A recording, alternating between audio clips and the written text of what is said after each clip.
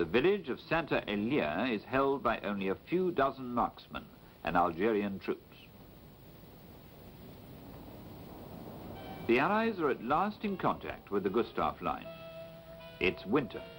The peaks are snow-capped, and on each one of them the Germans are watching, ready to return fire from Monte Carlo, an enormous frozen pyramid, as far as Monte Cassino, which bars the road to Rome.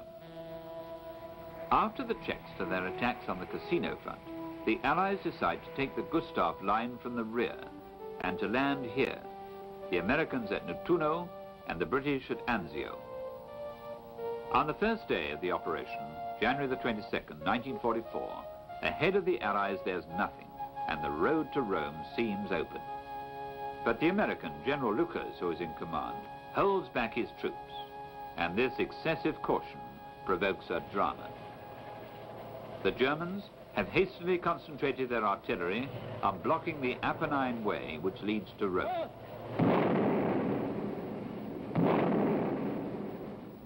An enormous gun on the railway undertakes a systematic pounding of the bridgehead.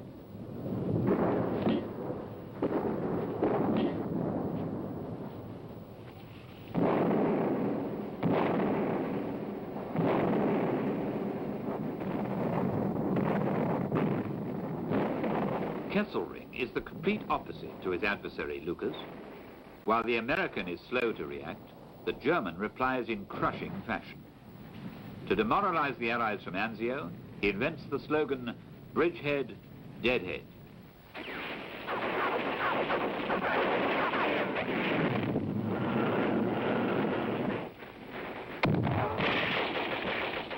He launches counterattack after counterattack.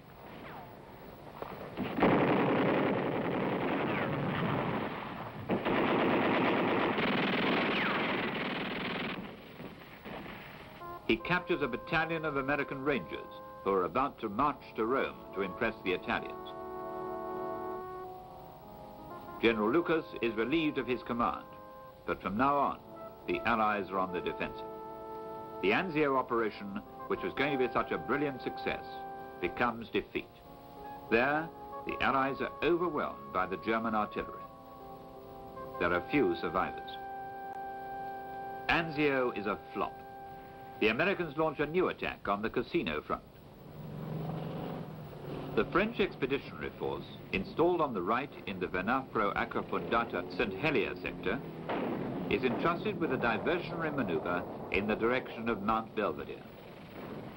Down in the valley, the Americans themselves are going to attempt to cross the river, which separates them from Monte Cassino, the Rapido.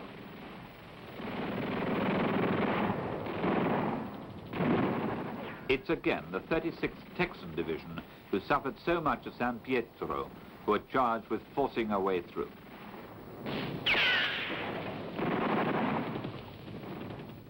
Utter failure. The 36th Texans stagger back exhausted to their starting point, having lost 1,600 men. Opposite Monte Cassino, the Americans, worn down by the Battle of the River Rapido, are relieved at the beginning of February by a British force commanded by the New Zealander General Freyberg.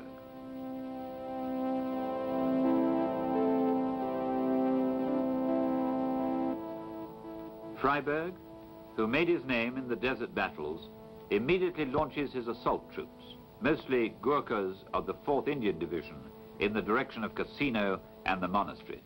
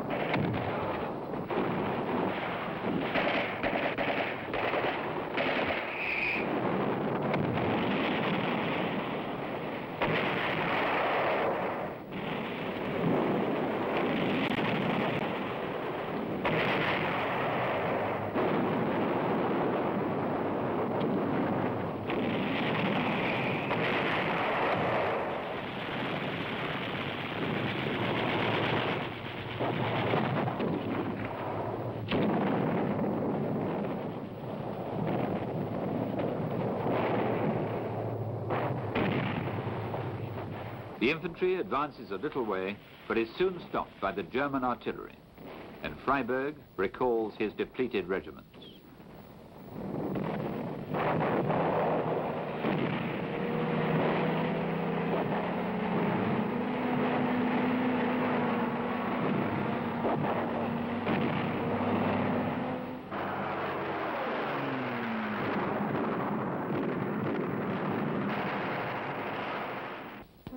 Surrounded by smoke, like a volcano, Monte Cassino dominates the battlefield.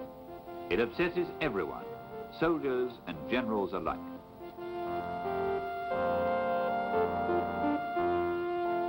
The Allied soldiers are beginning to think that Monte Cassino is impregnable. They believe the Germans are using the monastery as a fortress, and in the British and American ranks, a hatred of the monastery is developing. But at this time, the monument is still intact, and the only living quarters are those of the monks and refugees.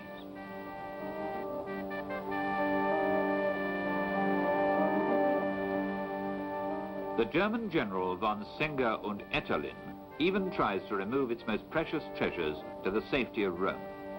He has forbidden his soldiers to approach nearer than 300 meters. But the British generals aren't convinced and think it's a trick. Each day they photograph the monastery from Piper Cub observation planes.